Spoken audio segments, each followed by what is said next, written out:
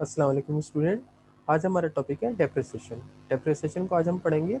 Depreciation को start करने से पहले आप लोगों को ये बता दूं कि डेप्रिसिएशन जो है वो किसको कहते हैं। किसी फिक्स एसेट्स को इस्तेमाल करने की कीमत को डेप्रिसिएशन कहा जाता है। तो हम जब डेप्रिसिएशन बिजनेस में मालूम करते हैं तो उसके लिए हम क्या करते हैं, वो फिक्स एसेट्स पे मालूम करते हैं। यानी हमने जो भी हमारे पास फिक्स एसेट्स हैं उनके ऊपर कितनी डेप्रिसिएशन आई, यानी हमने जब उसको इस्तेमाल करना शुरू किया तो उसके अंदर कमी कितनी आई। तो इस चीज़ का हमें कैसे पता चलेगा कि मैं आपको इसकी छोटी सी एग्जांपल दूंगा कि हमने कोई फिक्स एसेट्स बाय किया और उसको इस्तेमाल करना शुरू किया तो उसके एक साल बाद हमने उसको क्या कर दिया, सेल आउट कर दिया। जब हमने इसको एक साल बाद सेल आउट कर दिया तो जब हमने उसको ख़रीदा था तो उसको 1 लाख का ख़रीदा था। तो एक साल बाद अगर हम उसको सेल आउट करेंगे तो फॉर एग्जांपल वो 60,000 का सेल आउट होगा, क्योंकि वो 1 लाख को तो नहीं जाएगा। इट मीन्स कि वो क्या हुआ, 60,000 को गया तो इट मीन्स कि वो 40,000 से डेप्रिशिएट हो गया। तो इसका मतलब ये हुआ कि आपका एसेट जो है वो 1 साल के दौरान जो है वो 40,000 से डेप्रिशिएट हो गया, यानी उसके अंदर कमी आ गई। तो इसका मतलब ये हुआ कि डेप्रिसिएशन की डेफिनेशन ये है कि reduction in cost price of fixed assets due to its usage is called depreciation. I repeat कि any reduction in cost price of fixed assets due to its usage is called depreciation. तो depreciation को जो है वो कोई भी corporation जो है वो किस तरीके से मालूम करती है, उसके लिए 3 किस्म के मेथड यूज़ किए जाते हैं। अब जिनमें आ जाता है सबसे पहले स्ट्रेट लाइन मेथड, फिर नंबर 2 आपका डिक्लाइनिंग बैलेंस मेथड और या डिमिनिशिंग बैलेंस मेथड, और थर्ड आपका है sum of the year digit method. तो इन सब तीनों मेथड्स को इस्तेमाल करते हुए हम डेप्रिसिएशन मालूम करते हैं। फिक्स एसेट्स कौन कौन से होते हैं ये भी मैं आपको बता दूं कि फिक्स एसेट्स जो कि आपने बिजनेस में एक दफ़ा बाय कर लिए हैं और आप उनको इस्तेमाल कर रहे हैं और उसको 1 साल बाद या 2 साल बाद ही आपको सेल आउट करेंगे, डेली बेसिस पे सेल आउट हम उसको नहीं करेंगे। तो उसके अंदर आ जाता है आपके पास फिक्स एसेट्स में फर्नीचर एंड फिक्सचर, यानी अलमारियाँ वगैरह, मशीनरी, प्लांट, इसके अलावा लैंड, बिल्डिंग, ये सारे हमारे जो है फिक्स एसेट्स आ जाते हैं। ये सारे फिक्स एसेट्स जो हैं वो टेंजिबल फिक्स एसेट्स कहलाते हैं। इनमें लैंड हमारी डेप्रिशिएट नहीं होती, बल्कि लैंड की कीमत तो बढ़ रही होती है हमेशा, तो लैंड डेप्रिशिएट नहीं होती। इसके बाद फिर इनटेंजिबल फिक्स एसेट्स आ जाते हैं। इनटेंजिबल फिक्स एसेट्स में आपके पास आ जाता है पेटेंट्स, लाइसेंस और कॉपीराइट वगैरह, ट्रेडमार्क वगैरह। अब उसके अंदर हम जब मालूम करेंगे सबसे पहले स्ट्रेट लाइन मेथड को, तो स्ट्रेट लाइन मेथड के अंदर हम लोग किस तरह से करेंगे कि कॉस्ट, उसका फार्मूला है cost minus solute value divided by estimated life in years. यानी हम क्या करेंगे, एनुअल डेप्रिसिएशन मालूम करेंगे कि 1 साल में हमारी मशीन कितने अमाउंट से डेप्रिशिएट हो रही है, यानी उसके अंदर कितनी कमी आ रही है इस्तेमाल की वजह से। लेकिन वो तो हमें एक्चुअल अमाउंट तो जब भी पता चलेगा जब हम उसको सेल आउट करेंगे। लेकिन हम बिजनेस में उसको डेली बेसिस पे जब यूज़ करते रहे हैं तो उसके अंदर क्या हो रहा है कि उसको इस्तेमाल करने की वजह से जो है वो कीमत में कमी आ रही है, वो हमें पता नहीं चल पा रही। तो इसीलिए कंपनी ये मेथड को यूज़ करती है जिसमें वो अंदाज़ा लगा रही होती है। इसमें जैसे इसमें लिखा हुआ है एस्टिमेट यूज़फुल लाइफ, अंदाज़ा लगाया हुआ कि हमारी मशीन जो है इतने साल चलेगी, एक वारंटी है। उसको हम क्या करेंगे, डिवाइड करेंगे cost minus solute value. Solute value क्या है कि जो कि हम उसको इस्तेमाल करने के बाद मार्केट में सेल आउट करेंगे, यानी उसकी कीमत जो है वो बिल्कुल ही डाउन होकर रह जाएगी। डाउन जो रह जाती वैल्यू उसको हम कहते हैं स्क्रैप वैल्यू या सॉल्यूट वैल्यू। तो cost minus solute value divided by estimated life in years, ये आ जाएगी आपकी। तो आपके पास जो डेप्रिसिएशन हो जाएगा आ जाएगा वो आगे कहलाएगा पर ईयर डेप्रिसिएशन ना। उसके बाद फिर सेकंड आ जाता है आपके पास, इसी की टाइप है डेप्रिसिएशन पर आर। पर आर में हम सिर्फ यहाँ पे लाइफ ईयर्स में गिवन थी, यहाँ पे लाइफ आपको मशीन आवर्स में गिवन है, ये कितने घंटे मशीन चलेगी। एक अंदाज़ा है कि इतने हज़ार घंटे चलेगी, तो हर घंटे जो है वो कितने अमाउंट से डेप्रिशिएट हो रही है, कितने अमाउंट से कम हो रही है, इस चीज़ का हम अंदाज़ा किस तरह से लगाएंगे, कॉस्ट माइनस वैल्यू वैल्यू करेंगे divided by estimated machine hours से उसको डिवाइड कर देंगे। इसी तरह पर यूनिट है तो आप cost minus solute value divided by estimated units production या प्रोड्यूस, कितने यूनिट्स आपने की मशीन जो है वो अंदाजन प्रोड्यूस करेगी, इससे डिवाइड करेंगे तो आपको पता चल जाएगा कि पर यूनिट कितने अमाउंट से डेप्रिशिएट हो रहा है। दूसरा मेथड आ जाता है आपके पास डिक्लाइनिंग बैलेंस या डिमिनिशिंग बैलेंस मेथड। तो इसके अंदर क्या करेंगे हम, कॉस्ट जो मशीन की कीमत है उसमें से कर लेंगे डेप्रिसिएशन।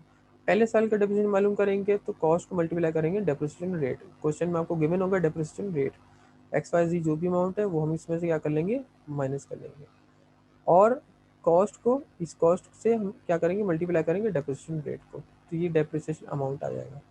डेप्रिसिएशन अमाउंट माइनस करने के बाद जो वैल्यू बचेगी उसको हम क्या कहेंगे, बुक वैल्यू।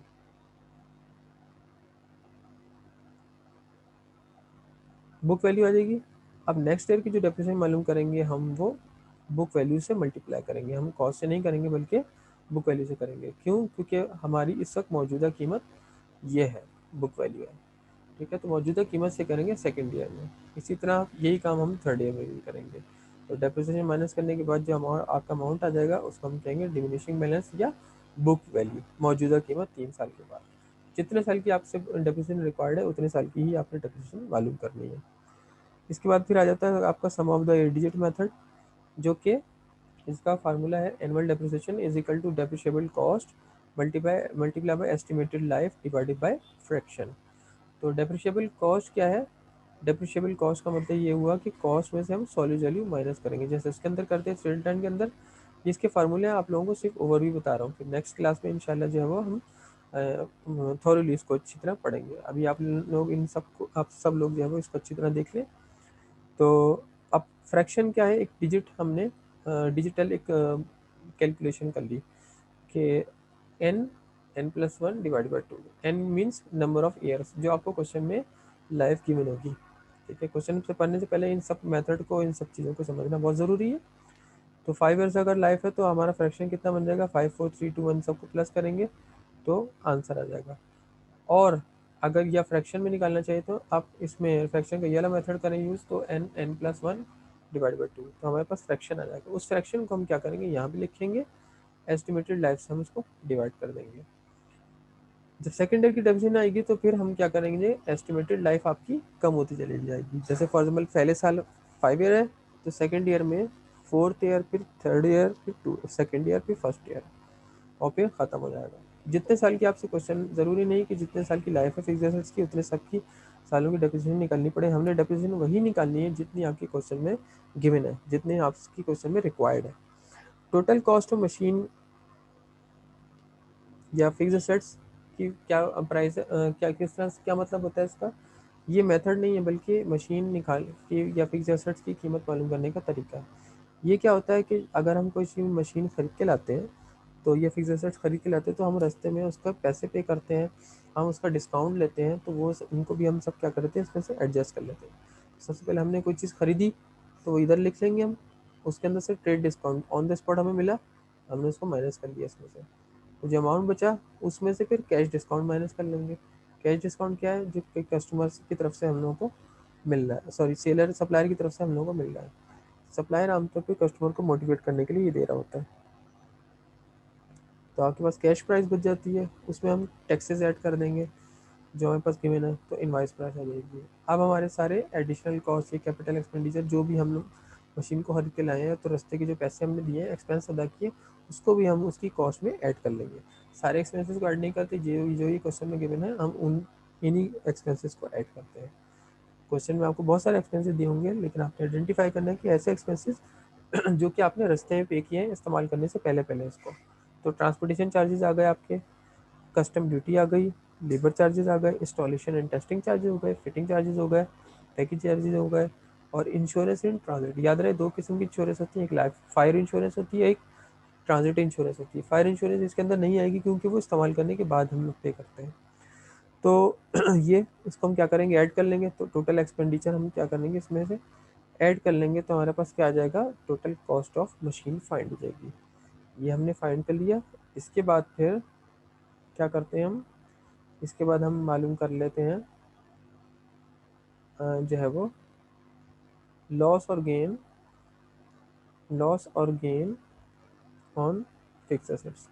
हम क्या करते हैं, हम कोई फिक्स एसेट्स को सेल करते हैं इस्तेमाल करने के बाद, तो हमें उस पर फ़ायदा भी हो सकता है, नुकसान भी हो सकता है। ठीक है, तो हम क्या कर, और या एक्सचेंज करते हैं। एक्सचेंज करने के लिए क्या करते हैं, हम लोग एसेट्स को पुरानी पुराने एसेट्स को नई मशीन के साथ एक्सचेंज कर लेते हैं, तो हमें उसमें गेन या लॉस हो सकता है। और जो डिफरेंस अमाउंट है वो हम लोग पे करते हैं। ये सब मैं आपको आज समझाऊंगा आगे, जब हम लोग अपने क्वेश्चन को स्टार्ट करना शुरू करेंगे। ये सब मेथड को हम करेंगे। और ये इसकी जो है क्या है, जनरल एंट्री है। जनरल एंट्री थोड़ी सी समझ लेते हैं। जनरल एंट्री के अंदर क्या आ जाता है आपके पास, जनरल एंट्री या एडजस्टिंग एंट्री, इसके अंदर क्या आ जाता है आपके पास, डेप्रिसिएशन एक्सपेंस जो आपने डेप्रिसिएशन फाइंड किया है उसकी हम ये एंट्री बनाएंगे। फिर उसके बाद मशीन अगर हम उन्होंने ख़रीदी है उसकी एंट्री बनाएंगे, मशीन डेबिट और कैश क्रेडिट। और अगर हमने जो है वो जो एक्सचेंज करने पे हमें नुकसान या फ़ायदा हुआ उसको हम इस तरह से रिकॉर्ड करेंगे। ये सब आप लोगों के सामने है, तो बाकी हम नेक्स्ट क्लास में करेंगे इंशाल्लाह।